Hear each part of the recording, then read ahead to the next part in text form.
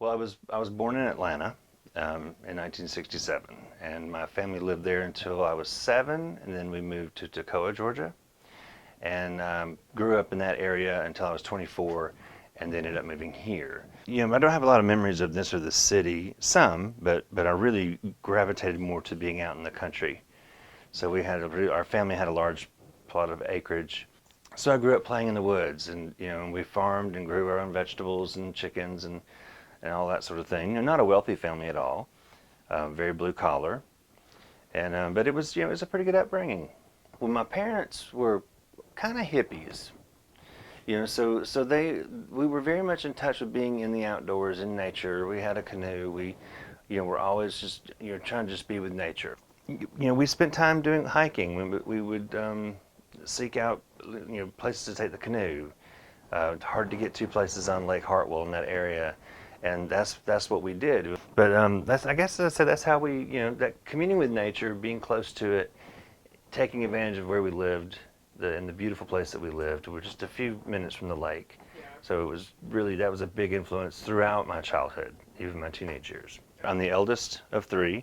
A brother who's 4 years younger than me, and a sister who's 5 years younger than me to the day. And we lived on the same property with my maternal grandparents. So that was our dynamic right there. It was just, they were literally just in walking distance, my grandparents were. And my parents were quite young. They were 19 when they had me. So my grandparents had a large influence in my upbringing.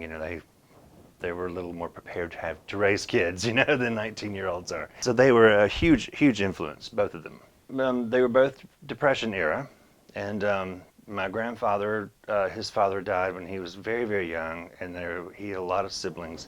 So he went. I think his first job was a paper route when he was about 8 years old, in his little community, just outside of Atlanta. And my grandmother, the same way. She was the youngest of, I think, 8 children. Farming, they did a lot of farming. Just a lot of memories of times together, laughing. They were pretty close, especially when we were all in Atlanta. Always together doing meals, always making homemade ice cream or something. There was always something going on. We did a lot of farming and game playing. My grandmother loved to play games. Yahtzee and cards, she was gifted at that, both of those. So that's kind of the things that we did when I was little.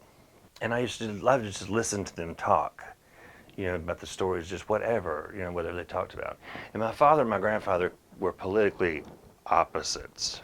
So there was always some dynamic conversation that often got rather heated about their feelings there. My grandparents were very religious, primitive Southern Baptist. And my parents were not particularly religious. My mother would say she is Baptist, but didn't really attend. My dad, if anything, he's pagan. We went to church with my grandparents, but mostly it was for socialization. When you live out in the sticks and you're all you've got, any chance to get out with other kids, you take advantage of it.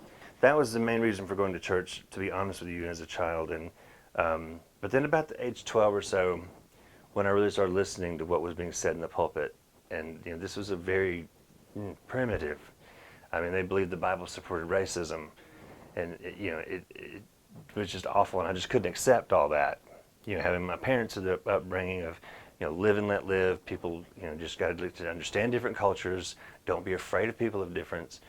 And then this is the very opposite.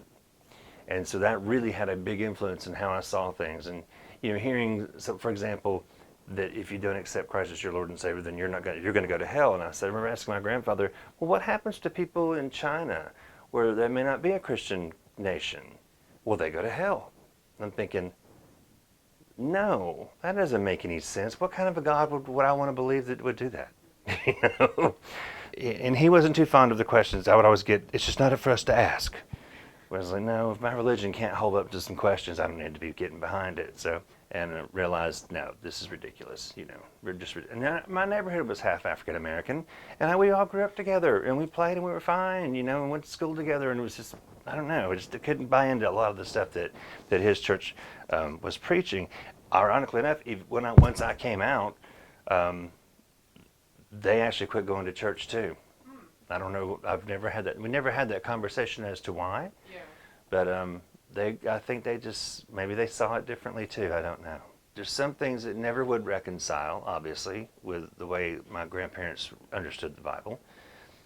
It did lead me to read the Bible cover to cover, and I did that again in graduate school.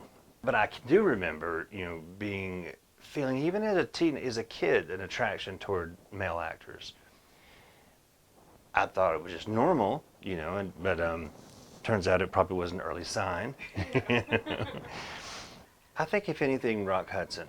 I always liked Rock Hudson movies, and Doris Day, and I think when he would be the first celebrity that was outed with AIDS. HIV and AIDS was in full blown. We still had no way of curing it. Our government was predominantly ignoring it. It was frightening. It was a death sentence. And even in a small town of Toccoa, I knew people who were dying of AIDS. So that definitely, there was a lot of fear around any kind of sexuality. With that, I think. Quite a shock to everyone, that he kept this hidden life. And that really piqued my curiosity. Who else is out there then that everyone, that just passed and no one knew any different? It was hidden. That was kind of interesting in reading. I read a lot of books about him. And I guess I just started looking more and more for people that, I guess it broadened my understanding of what it could mean to be gay. That a man didn't have to be super effeminate. Didn't have to be at all. You could be a rugby player. You could be a cowboy. You could be anything. And I think that probably put me at ease too, just knowing that there was a broad path of whatever I was is what I was. And there were no preset expectations and stereotypes I had to follow. I would say that I was dating girls in high school, realizing by probably my senior year that was not really the path I was supposed to be taking. As much as I fought it. I fought the truth. So I would say 18 or 19 when I really, for me, when I really realized it. Of course, you never stop coming out, just like today. You never really ever stop. So that's when I accepted it within myself, that this is who I was, and I had to go on and live the best life I could. And yeah, and it was a relief. I mean, I do remember feeling profoundly relieved. And then, of course, when my parents knew, and then more and more friends knew, then yes, it just got to be more and more just being honest. Otherwise, just generally, just the climate wasn't there, the tolerance, acceptance wasn't there. Occasionally I get some backlash, but for the most part, I really have been rather fortunate that really hasn't been much of a problem for me, even living here since 1991 in Dahlonega. I think because we had our own community here, and it's a very vibrant gay community, and a lot of straight people too. We liked a lot of different people. I don't know. I guess I wasn't that in tune with it. It's sort of like once you meet somebody, they know somebody, and they know somebody. And we used to actually have monthly potluck dinners, and they would draw people from many, many, many counties around. And it was great fun to get together and just hang out and talk with people, get to know people. We would do like AIDS walks and things like that together to do trying to be proactive and come into some kind of helping our community in some way. But yeah, word of mouth, I would say, really back then. It was just, you just knew people, and you got to know and meet people, and then it was just great. But like I said, we've always blended gay and straight people seamlessly. In fact, it was always kind of interesting, I won't say who, but a county official was invited to, who's a friend of Frank's, and was invited to our house for a party. And they were just convinced they were going to be the only straight people there. And when they told me and Frank that, I was like, it never even crossed my mind how many people here are gay or how many are straight. They're just our friends. So it's interesting you run into this kind of, people have these preconceived ideas and ends up is not really necessarily the case. But there was a vibrant community, but it blended well with the heterosexual community too, like-minded people.